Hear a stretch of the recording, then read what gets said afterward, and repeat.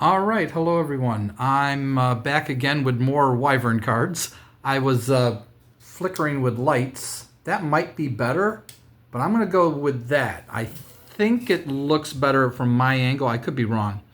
What I'm going to show you today is my favorite looking dragons in this card game, this Wyvern card game. I've got 25 of them that I broke it down to. I went through them. I was trying to find the top 10.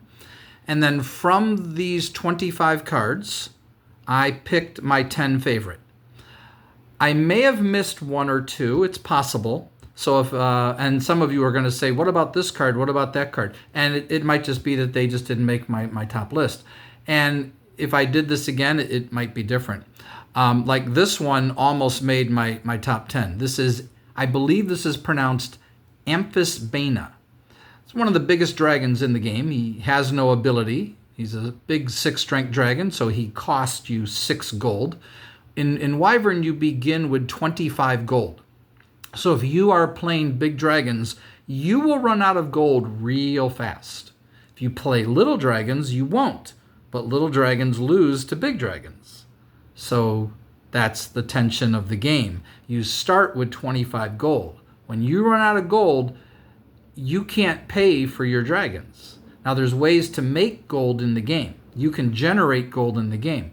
But if you don't generate gold, like if I only had 5 or less gold and I had to pay for this dragon, I lose the gold. The dragon will take the gold from me and leave. And that means the position is gone, destroyed. You have 6 positions. If you lose all 6, the game's over. So you have to have at least 6 gold, or you've got to get rid of this. You've got to swap this card out because you don't want to lose. You don't want to lose because you can't afford to pay the dragon. That's a wonderful aspect of this game. But enough of that. We're going to show you these cards. But isn't this just a great looking card? And they really show you the size, having to wrap it around the way they do. It's just a really cool looking dragon. Peter Praknowick is the artist. I hope I'm pronouncing his name right. He has passed on, but he did all the art for the Wyvern card game. Every art except for Chameleon. He may have done some of the Chameleon. I don't know. I think he did all of the art for the Phoenix set. Those are expansions to the game. You'll see a couple of them here. There are a couple Chameleon cards in here. So this is Amphisbaena. The next one is another huge dragon. This is tied for the biggest dragon in the game. This is Behemoth. So while Amphisbaena is a 6 strength non-flying dragon, Behemoth is a 7 strength flying dragon. Huge, powerful, but very expensive. Amazing dragon. Somebody just texted me. That's why I paused for a moment. So Behemoth is great. Didn't make my top 10. This one almost made my top 10. I really, really like Delphine. The only thing I'm not a big fan of is the whole Greek thing in the back, the architecture. But I just love the picture regardless. But that's probably why it didn't make my top 10. I had to decide. It's like, with this one or this one? And that was the reason I chose not to put Delphine in my top 10. But originally he was in there. Great, great card. The fact that he flies, the fact that he's a scout is very significant in the game, but the art is just beautiful looking. This card is called Divine Naga. Just a 2 strength dragon. I just love the art. And, this is on the lower end as far as like picking my cards. There might be one that I prefer more than this one, but I really, really like the art of this dragon. It's just beautifully done. It's just a great looking card. Then we have Draco. I showed Draco in the last video. Love the way this dragon looks. He's just a great looking dragon. Now, he's just a great looking dragon. Now, a lot of dragons do have similarities because it's the same artist, so you're going to have similarities like this. But here's a great one. And I think that's Praknowick. Yeah, that looks like his signature. Dragon of X Valley. Or is it pronounced EXE Valley? I don't know. I love the way this dragon is flying. Everything about this picture just is stunning to me. Love it. This is from Chameleon, so this one is probably not Peter. I don't see his signature anywhere. But this is Helix. This is a native terrain dragon. Look at the art. The art is just stunning to me. I considered this one for my top 10. He was up there. Then we have Indra, just a beautiful looking dragon, but everything. It's not just the dragon, it's the whole piece of art. It's everything in the art, everything in the picture. I love the colors that he's using here as contrast. And it is a very cool dragon. Then this one was in the last video I made, Mixquaddle. The art is incredible.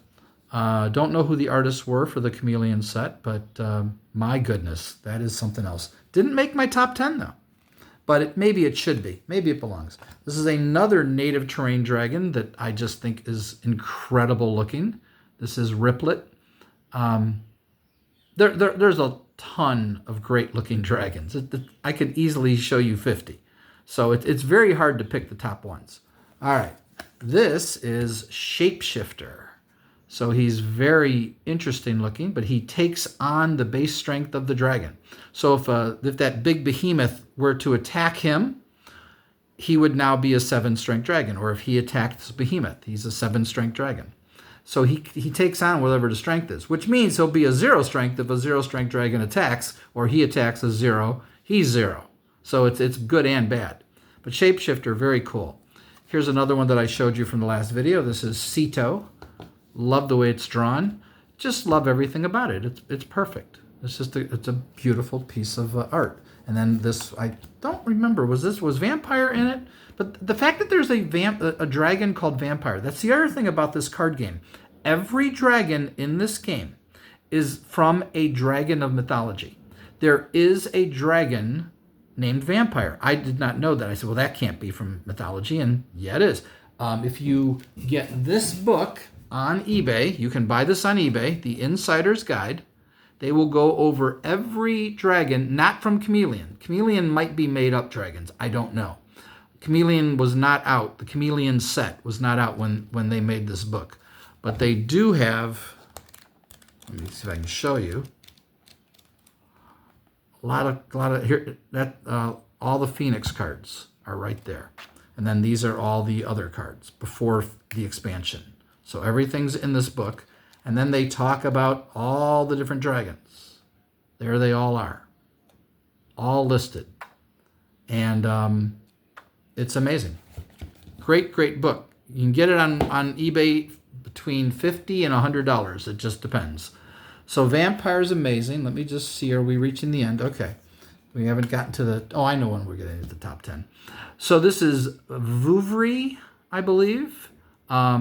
Just love the art. Phenomenal piece of art. And here is the one that, again, almost made my top 10, but no, Yellow. Yellow is great. Looks really cool. Didn't make my top 10, but now you're going to see the top 10, and we're going to start with the most valuable card in the game because of its rarity and how hard it is to get it. It's from Chameleon. So this card goes for over $100. Fu Sang Lung. I'm not even sure how to pronounce it. But wow. Wow, what a picture of a dragon. Just that's one heck of a dragon right there. And he is very cool. Next, of course, this is one I showed you in the previous video, Agitar. Definitely makes my top 10. Phenomenal looking piece of art. And then, of course, the one of everyone's favorites, Azidahaka. Just so cool. Just so cool. Everything about this card. He breathes fire, what does it say? Poison and hypnotic gas. Ha! Yet he's just a little 2-strength flying dragon. He has no ability. It's like, shouldn't he have an ability? But he's great. Great looking card. Black, I showed you this in the last video. Black easily made my top 10. Just a phenomenal looking dragon. And then this one. This is a very sought after card on eBay. It goes for big money. Chi Wen. It's the only copy I have. I'm really surprised I only have one copy because I had a lot of Chameleon cards. But I only have one copy. And I think somebody was trying to get like $60, $70 for it on eBay. I don't know what it's worth. I really don't. Heavenly Naga is just a gorgeous, gorgeous card. I think of the Nagas, I prefer this one over Divine Naga. It's just stunning to look at. Just amazing. Then we have one of my favorites, probably makes my top 5, Ogancho. He reminds me a little bit of Gyarados from Pokemon, except that he's green where Gyarados is blue. But this picture with him in the water, my goodness, it's just phenomenal. And then red, of course, I showed you this red in the last video. He is possibly my favorite dragon in the game as far as wanting to use a dragon. He's not the most powerful one. He is powerful, but he's not the most powerful. That would be blue. Oh, did I forget blue? I forgot blue. Well, that would be 11. I forgot to put blue in here. Oh, well, that happens. But here's violet. I showed you this one from before. Gorgeous, gorgeous art. Yeah, blue would easily make my top 10. So Divine Naga probably would be the one that I'd pull out. And then white. Look at this gorgeous dragon. Just gorgeous. Just love it. And I showed you blue from before, so I don't need to pull that. And it's possible I missed one or two others. I'm going to show you my favorite looking terrain cards from this game, my favorite looking treasures from this game, and then my favorites of the other cards, the purple cards. I can show you what I mean by that. So terrains are green, dragons are red, treasures are gold, and then there's all the purple cards. And that's what I'm going to show you a different video for each of those, and we'll see what you think. But that's white. That's the top 10. Hope you enjoyed the video. Talk to y'all later. Bye-bye.